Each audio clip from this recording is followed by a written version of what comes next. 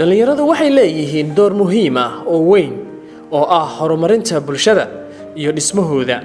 Bulshooyinka ku badan dhalinyarada waa bulshooyin awood iyo xoog leh. Sidaa darteed tamarta ay leeyihiin dhalintu waa mid aad u weyn, waana mid dhaqaajisa korna u qaada. Sidaa darteed ummad waxa ay maalgashataa oo diiradana saartaa dhalinyaradeeda. Asaaska horukaca iyo horumarka dhalinyarada ayuu ku jiraa, waana kuwa kor u qaada sharafta, xadaarada iyo ilaalinta dalka iyo dadka. Fahamka dhalinyarada. Qeexida dhalinyarada waa lagu kala duwan yahay luqad ahaan iyo isticmaalkeedaba cilmi ahaan. Waana sida soo socota. Kelmadda dhalinyaro luqad ahaan waa qof lab ama dhadig dhalinyaro ah ama sanadihiisa hor leeyihiin. Waana cagsiga doqnimada ama waayeelnimada. Caalami ahaan dhalinyarnimada waxaa loo yaqaanaa waa xubnaha da'doodu u dhaxayso 14 sano ilaa 24 sano. Bulshadeena Soomaaliyeed ama guud ahaan bulshada muslimiinta waxay u yaqaanaan 15 sano ilaa 40 sano. Hay'adda Qaramada Midoobay oo u qaabilsan arrimaha tarbiyada, cilmiga iyo thaqaafada ee loo yaqaan UNESCO tirikoob ay samaysay ayaa waxa ay ku sheegtay celcelis ahaan tirada dhalinyarada ee caalamka waa 8% marka loo eego isugeynta dadka dhulka ku nool, iyada oo caalamka laga helayo in ku dhow 1.2 bilyan oo qof oo lagu tiriyo dhalinyarada.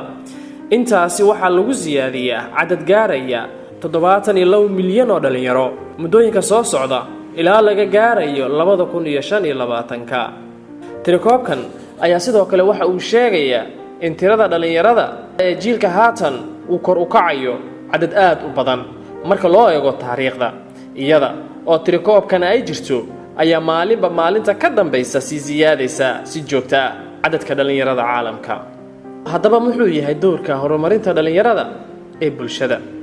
Dhalinyaradu waa tiirka udub dhaxaadka ummad kasta, waana sirta horukaca mujtamac walba. Iyaga ayaa dhisa xadaaradooda, waana khadka difaaca koowaad iyo kan ugu dambeeya. Waxay ka qayb qaadanayaan howlaha qorsheynta muhiimka ah, waxaana tusaale kugu filan doorarka ay ka qaataan bulshada dhexdeeda. Waxaana ka mid ah ka qayb qaadashada howlaha doorashooyinka, iyada oo lagu tiriyo codadka dhalinyaradu ay yihiin kuwa ugu muhiimsan ee lagu xisaabtamo, wuxuuna qayb ka yahay marka loo eego codadka guud. 2. Ka qayb qaadashada qadiyadaha ra'yul caamka iyo guulaha, sida qadiyadaha xuquuqda haweenka iyo carruurta, u gargaaridda dadka dhibaataysan si ay u helaan xuquuqdooda. 3. Inay si mutadawacnimo ah ay uga qayb qaataan hay'adaha bulshada maxalliga ah si ay markaasi u kabaan shaqaalaha ku howlan kordhinta wax soo saarka faa'iidada leh. 4. Ka qayb qaadashada wax soo saarka dalka sida beeraha, kalluumaysiga, xoolaha, ganacsiga, siyaasadda, dhaqaalaha, tiknoolajiyadda, ciidanka iyo wixii la mid ah.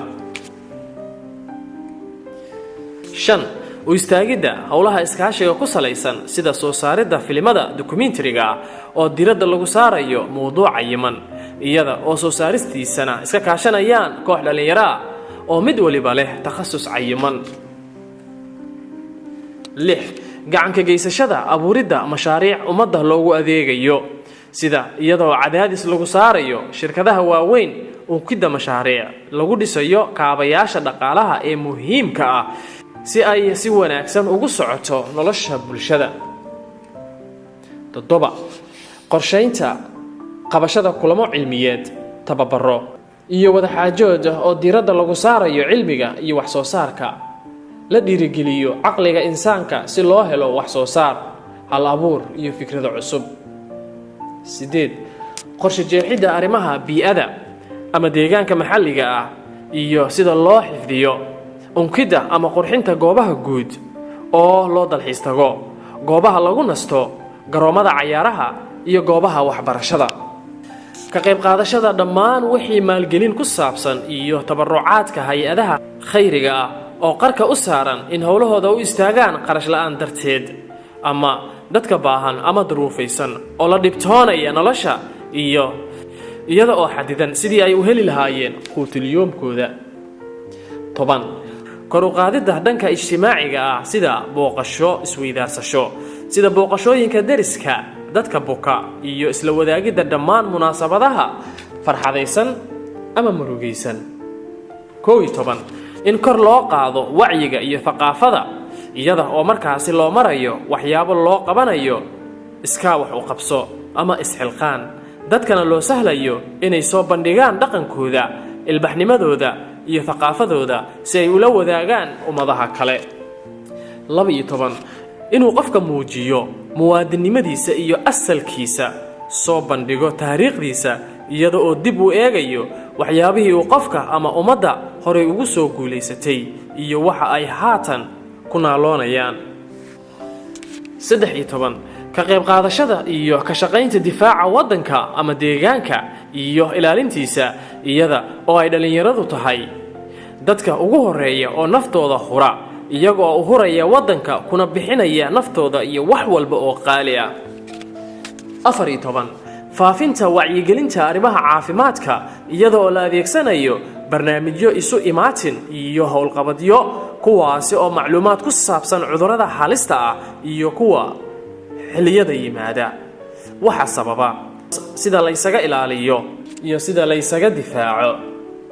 16 dhalinyaradu waxay door muhiim ah ka qaataan arrimaha siyaasadda iyaga oo soo doorta nidaamka iyo madaxda ama mas'uul walba ee deegaan walba. 16 xoojinta dhaqaalaha iyada oo la marayo bandhigyada suuqgeynta bandhig loo sameeyo wax laga soo saaro waddanka bandhig dadka lagu jeclaysiinayo wax soo saarka dalka midan oo keenaysa in ummadda ku baraarugto nafciga iyo faa'iidada ay leedahay cuntada maxalliga ah.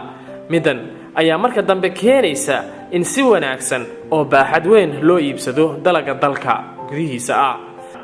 midan ayaa marka dambe keenaysa in si wanaagsan ama baaxad weyn loo iibsado dalagga dalka gudihiisa ah. ugu dambeyn ay midani keento in ummadda ay iyagu isku filnaadaan. waa maxay fahamka horumarinta bulshada?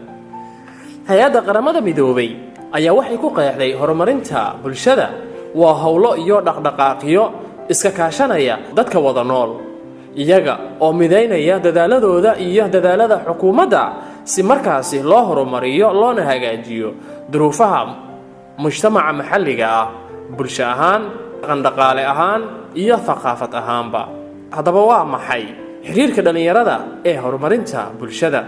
horumarintu waxay ku dadaashaa xoojinta awoodaha insaanka afkaarihiisa iyo jihayntiisa waxay kor u qaadaysaa awoodaha qofka waxay xafidaysaa maslaxadiisa iyo xorriyadiisa qofkana waxa uu ka dhigtaa horumarinta hadaf uu leeyahay. sidoo kale insaanka waxaa lagu tiriyaa meesha loo maro horumarinta si loo xaqiijiyo ujeedooyinka iyo hanka laga leeyahay iyada oo loo marayo falgalkiisa iijaabiga ah cilmigiisa iyo wacyigelintiisa si uu ilgaar ah ugu eego caqabadaha ummadda iyo mashaakilkooda. waa maxay waxyaabaha sida gaarka ah ay u leeyihiin dhalinyarada Soomaaliyeed? dhalinyarada Soomaaliyeed ayaa waxa ay leeyihiin waxyaabo gaar ah oo ay wadaagaan iyo waxyaabo ay kaga soocan yihiin mujtamacyada kale waxaana ka mid ah horsocod joogto ah oo dhanka xorriyadda iyo dimuqraadiyadda khatar u bareerid geesinimo iyo dhiiranaan xamaasad hal abuur iyo loolan guulo keenid awood aan dhayan lahayn iyo isu keenid dadweyne oo degdeg ah. waa maxay waxyaabaha ay bulshadu ka doonayaan dhalinyarada? waxyaabaha mujtamacyada ay ka doonayaan dhalinyarada waa ka duwan yahay mujtamacba mujtamaca kale waxaase jira qodobo ay wadaagaan mujtamacyada dhammaantooda oo ay uga fadhiyaan dhalinyaradooda si ugu dambayntii loo gaaro horumar iyo kobac bulsheed oo xaqiiqi ah firfircooni leh waxaana ka mid ah dhexdhexaad inay ka ahaadaan qadiyadaha qaarkood oo ay isku hayaan ama soo waajaha mujtamaca dhexdiisa xag jirnimo ka fogaansho iyo qabyaalad la'aan inay la jaanqaadaan loolamada soo waajaha mujtamaca dhexdiisana ka noqdaan xubno firfircoon una fikira si iijaabi ah la qabsadaan duruufaha kala duwan ee ku xeeran ama soo waajaha ee dibadda kaga yimaada si loo helo fursado guulo lagu tallaabsado iyo inay iyaga isku tiirsanaadaan. ka qayb qaadashada horumarinta deegaankooda dhulkooda, waddankooda iyo waddaniyadda, iyaga oo markaasi ku faanaya halka ay ka soo jeedaan dhul ahaan ama waddan ahaan, si sha'niga dhalinyarada kor u aado, ixtiraamka loo hayana u siyaado. doorka bulshada marka la qeexayo ayaa waxa uu yahay nidaamyo iyo qawaaniin ay degsadaan bulshada, una gaar ah dhaqan ahaan iyo ficil ahaan. qof kastana kooxda dhexdeeda waxa uu leeyahay door xadidan, sida doorka dhakhtarka ama hogaamiyaha, doorka hooyada iyo aabbaha. tusaale ahaan, hooyada waxay noqon kartaa macallimad, sidaa darteed waxay qaadatay laba doorka hooyonimo iyo doorka macallinnimo. qofkana waxaa habboon inuu isku dayo isku dheelitirnaanta ka qayb qaadashada doorarka kala duwan uu guto. sidaa darteed waxaa daruuri ah in doorka qofka uu noqdo mid munaasib u ah bulshada, dhaqankiisa iyo ficiladiisana noqdaan kuwa la mahdiyo.